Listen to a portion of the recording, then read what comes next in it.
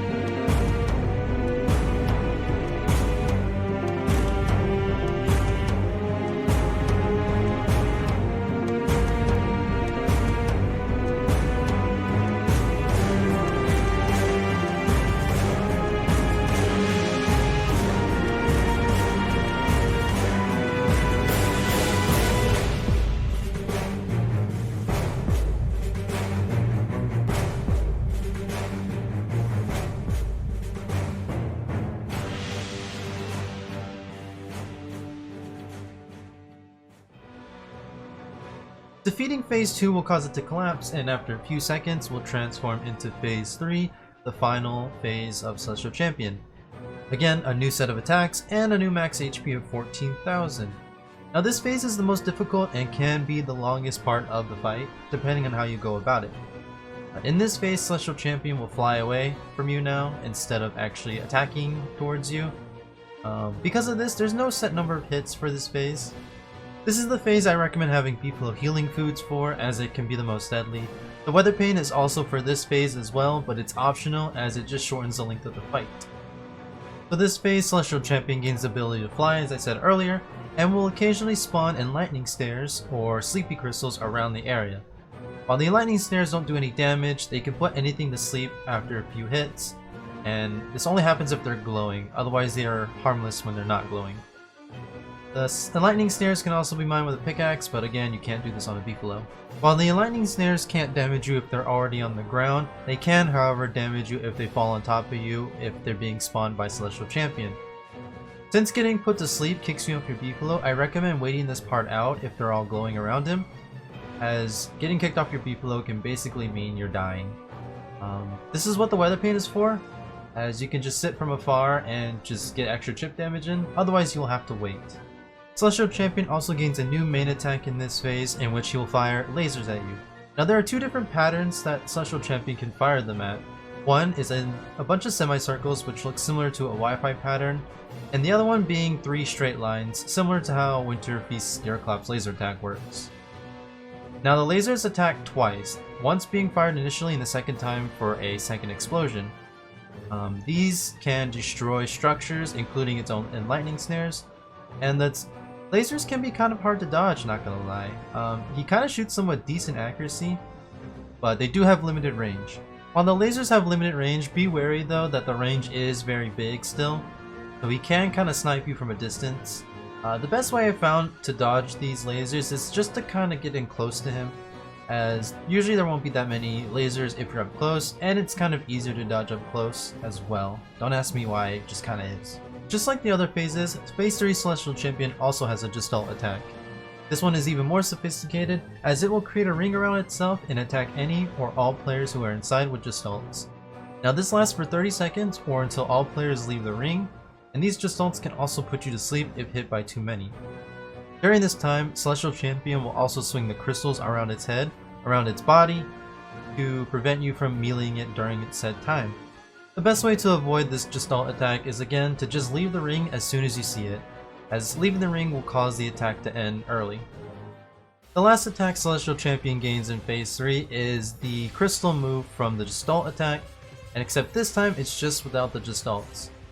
So occasionally, Celestial Champion will swing the crystals that are above its head around its body to prevent anybody who is close from attacking it, as it will cause damage pretty quickly to you. The best way to dodge this is just to kind of back away from it, as there's a small wind-up time where if you react to it, you cannot get hit by it. Because this crystal attack and the Gestalt attack look the same when starting up, it is best to look for the ring around the outside, as knowing which one's going to happen can prevent you from getting put to sleep by the Gestalts. The best tip I can give you for doing this fight on a Beefalo is to honestly just get in Celestial Champion's face for Phase 3. As the more you play into the mid to long range, the harder it becomes due to needing to dodge the lasers, as if you're kind of just in his face all the time, he doesn't really shoot the lasers as often.